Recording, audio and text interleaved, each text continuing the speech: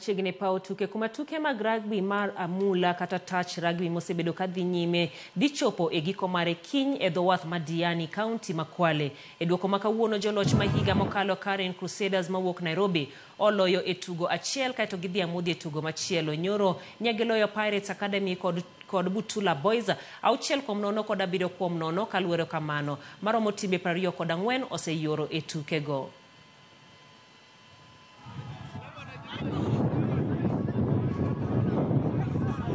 We've hosted this event because as Safari Beach and as Alliance, we have a big vision for the growth of sports, especially amongst the young people.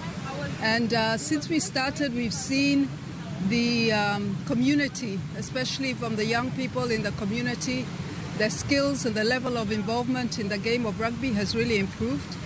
The local club which we support, the South Coast Pirates, has actually just joined the Kenya Cup.